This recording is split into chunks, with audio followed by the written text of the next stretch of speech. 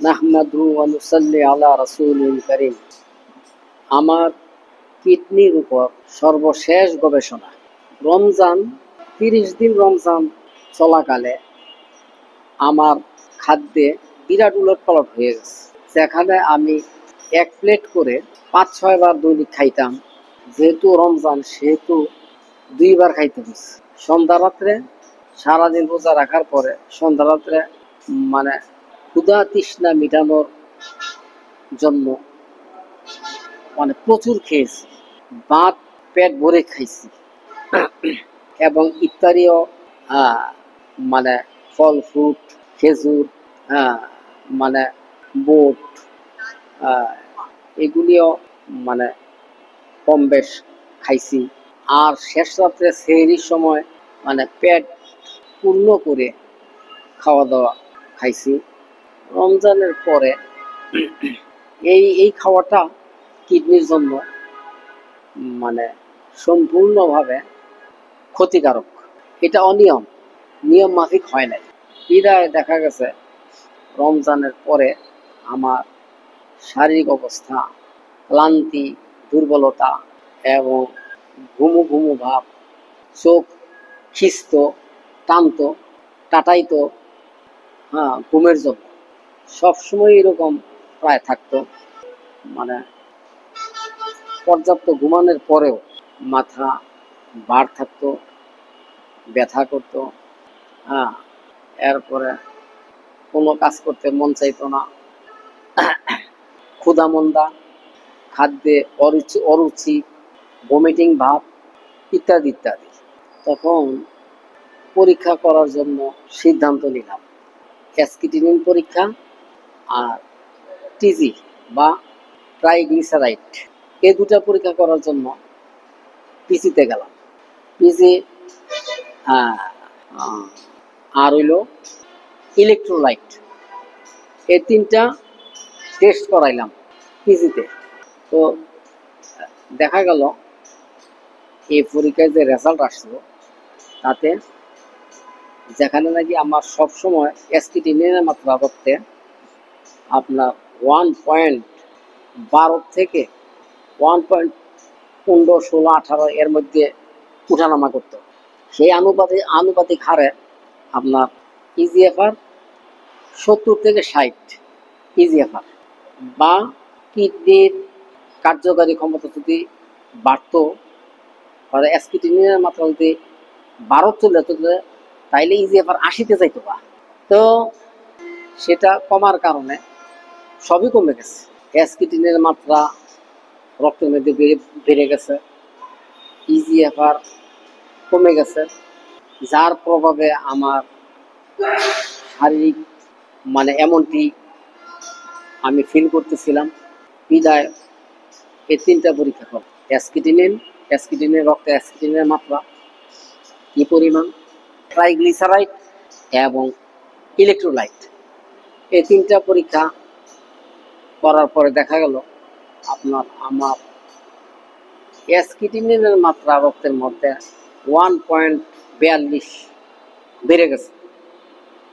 অর্থাৎ কিডনির কার্যকারী ক্ষমতা কি এতই কমে গেছে, যার কারণে রক্তে আমার ক্ষতিকারক সাবস্টেন্স বেড়ে গেছে, কিডনি থাকতে পারে নাই। বিদায় 1.42 দেখাইছে অ্যাসকিটিনের মাত্রা। আর ইলেকট্রোলাইট পরীক্ষায় আমার পটাশিয়ামের মাত্রা 4.5-এ হইল মিনিমাম, আর ম্যাক্সিমাম হইল 5.1। রেড লাইনে চলে আসছে মাত্রা। হাইয়েস্ট হইল 5.5। এইটার উপরে চলে গেলে সাথে সাথে মানুষ কি এই পটাশিয়ামের বিরূপ প্রতিক্রিয়া হার্ট অ্যাটাক করে মারা যায়। বড় ভয়ের কথা। কি মেশিন আল্লাহ বানাইছে ও! আর মেশিনে কেমনে বুঝে যে 5.5-এর নিচে রাখতে হবে পটাশিয়াম, আর 4.5-এর নিচে যাওয়া যাবে না, তাইলেও হার্ট ফেল করে মারা যাবে। এই সীমার মধ্যে থাকতে হবে। কিডনি কি জিনিস আল্লাহ, আহ কি পরিমাপের ক্ষমতা কিডনির মধ্যে, এর মাঝে থাকে। বেশিও রাখতো না কিডনি, বেশিও কি পাস করবে না কিডনি, এই মাপের মধ্যে থাকবে তার কাজ। আমার পটাশিয়ামের মাত্রা আইলো কি 5.1, যার প্রভাবে আমার শারীরিক এই অস্বাভাবিক অবস্থা দেখা দিচ্ছে, রেড লাইনে চলে আসছে। এরপরে এই পরীক্ষার রেজাল্ট একদিন পরে দেয়, রক্ত দেওয়ার পরে পরীক্ষার জন্য মানে আবার চা খাইলাম, লেবুর রস দিয়ে একখানে দাওয়াত খাইলাম এক জায়গায় ঢাকা। লেবুর রস দিয়ে যেন চা যে বানাইছে, যেন লেবুর শরবত বানাই লাইছে। লেবুর রসও পটাশিয়াম, চাও পটাশিয়াম, 2 পটাশিয়ামে আরো আমাকে যেন জব্দ করে ফেলাইছে, আরো যেন বেড়ে গেছে। এবং এই দাওয়াতে আরো বেশি পটাশিয়াম যুক্ত খাদ্য আমাকে খাইতে হয়েছে, বিদায় সমস্যা আরো ঘনীভূত হইল। তখন চিন্তা করলাম যে পটাশিয়াম তো 5.1 চেয়ে বোধহয় বেড়ে গেছে, যার কারণে আমার এই অবস্থা বেড়ে গেছে, আরো বেড়ে গেছে। তখন খুব চিন্তা ভাবনা করলাম যে কি করা যায়, পটাশিয়াম তো অবশ্যই বেড়ে গেছে, আরো বেড়ে গেছে। তখন চিন্তা করে পাই না, রাতে স্বপ্নে দেখলাম কি আমি পরীক্ষা করাইছি, এবং যে পরীক্ষার যে রিপোর্টে দেখলাম 5.8 চলে আসছে। তখন আমি চিন্তা করলাম যে না, সব বনাস বাস্তবত এইটা হইতে পারে, স্বপ্নে যেটা দেখছি। তখন খুব চিন্তা ভাবনা করলাম, কইরা পরে বেকিং সোডা খাইলাম, বেকিং সোডা।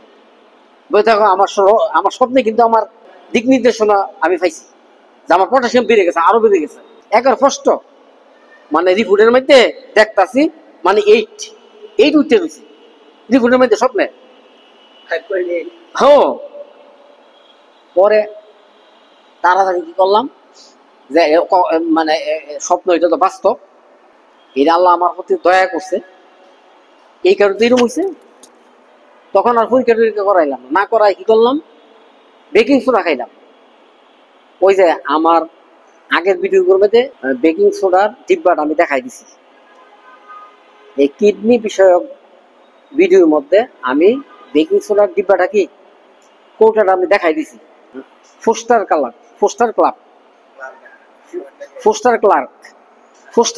ফোস্টার ক্লার্ক বিদেশি, এটা তাড়াতাড়ি একটা ডিব্বা ভাঙ্গা 1/2 চামচ কইরা, মানে সকালে একবার বিকালে একবার খালি পেটে 1/2 চামচ কইরা, মানে 1 গ্লাস পানির মধ্যে মানে 2 টাইমস ডেইলি খাওয়া শুরু করলাম। এই দৈনিক 2 বার মানে খাওয়ার কারণে তখন আমি সুস্থতা বোধ করতে থাকলাম। ওই যে চোখে ঘুমের কারণে চোখ খিস্ত, মাথা টাটাইতো বা ব্যথা করতো, শরীরের অবসাদ, এইসব উপসর্গ এইগুলি কি দূর হয়ে গেল। মানে এটার কারণ হইল, শরীর যদি অ্যাসিডিক হয়ে যায় তাইলে সেলের ভিতরে যে পটাশিয়াম আছে এটা রক্তের মধ্যে চলে আসে, বিদায় রক্তে পটাশিয়াম কি বেড়ে যায়। আর বেকিং সোডা খাওয়ার কারণে মানে রক্তের অম্লীয় ভাব ক্ষারীয়তে রূপান্তরিত হয়ে যায়, অ্যালকাইল অ্যাসিডিক থেকে কি অ্যালকাইল স্টেজে, ইংরেজিতে হলো অ্যালকাইল, বাংলাতে হলো কি ক্ষারীয়, খার অ্যাসিডিক থেকে কি অ্যালকাইল স্টেজে চলে যায় এই বেকিং সোডার কারণে। তো আলহামদুলিল্লাহ হাতে কলমে এটা আমি রেজাল্ট পাইলাম পটাশিয়াম কমার। যদিও টেস্ট এখন করি নাই, করার চিন্তাও আমার মনে করি না, তার কারণ হলো মানে পটাশিয়াম নর্মাল স্টেজে চলে আসছে। এই কারণে আমার শরীরটা এখন আমি পূর্ণ সুস্থতা ফিল করতেছি, মনের মধ্যে প্রচুর আনন্দ উদ্দীপনা, একদম যুবকের মতো মানে মনের মধ্যে আনন্দ এবং মনের মধ্যে প্রশান্তি আমি অনুভব করি। বিদায় 100 আমি মনে করতেছি 100% যে আমার সমস্ত বডির মধ্যে সোডিয়াম এবং পটাশিয়ামের কি ব্যালেন্স মেনটেন হইতেছে। মানে সোডিয়াম এবং পটাশিয়ামের ব্যালেন্সটা অনিয়ন্ত্রিত হয়ে যায় যখন নাকি কিডনির শাসন ক্ষমতা মানে হ্রাস পায়, তখন মানে রক্তে ক্রিয়েটিনের মাত্রা বৃদ্ধি পেয়ে যায়। কেন? শিরা রক্ত থেকে এটা কিডনি থাকার শক্তি লোপ পাওয়ার কারণে মানে রক্তে পটাশিয়ামটা বাড়তে থাকে। যখন নাকি কিডনির কার্যক্ষমতা বেড়ে যাবে, অর্থাৎ ক্রিয়েটিনিনের মাত্রা কমে যাবে, তখন শাসন ক্ষমতাও কি বেড়ে যাবে। বিদায় যেই সব মানে দূষিত বর্জনীয় পদার্থ এইগুলি মানে কিডনি শাসন প্রণালীতে সেটা শরীর থেকে আলাদা করে সেটা মানে রক্তকে পিউরিফাইং করতে সমর্থ হবে এবং সেই অতিরিক্ত বর্জনীয় মানে দূষিত বিষাক্ত সাবস্টেন্সগুলি আপনার ইউরিন এবং স্টোল, প্রস্রাব এবং পায়খানার মাধ্যমে সেটা কি বাইর করে দেয়। আবার শরীরের ঘামের নিঃসরণের মাধ্যমেও পটাশিয়াম কি বের হয়ে যায়। লবণ অর্থাৎ সোডিয়াম বা লবণ এবং পটাশিয়াম কি ঘামের মাধ্যমে কি শরীর থেকে বের হয়ে যায়। এটা এক হইল আমি আমার কিডনি এখন পূর্ণ নর্মালে চলে আসছে আমি মনে করি। এখন মানে আমি 1 প্লেট ভাত খাই, ওই যে মানে 100 টাকা পরিমাণ চাউল বলছিলাম না আগে, 100 টাকা না, এখন আমি 1 প্লেট করে ভাত খাই। 1 প্লেট করে 4-5 বার খাই। সবচেয়ে রেজাল্ট ভালো দেখি আমরা সকালবেলা রুটি, 2 পিস রুটি, হ্যাঁ এইটা সকালে নাস্তা করি। এবং এই রুটি খাওয়ার দ্বারা আপনার মানে অ্যাসকিটিনের মাত্রা মানে বহুল অংশে কমে যায়, ভাতের চেয়ে বেশি। এই জন্য সকালে আমি রুটি খাই, 2টা রুটি, আবার 1 ঘন্টা পরে আবার 2টা রুটি খাই, এইভাবে। হ্যাঁ, এটার দ্বারা বেশি ভালো রেজাল্ট আসে, কিডনির শক্তি বহুল অংশে বাড়ে এবং অ্যাসকিটিনের মাত্রা 12-13 তো চলে আসে, 1.12-13। একবার 95-র মধ্যে আইসা পড়ছে, 0.95। দেখুন কি সুন্দর রেজাল্ট।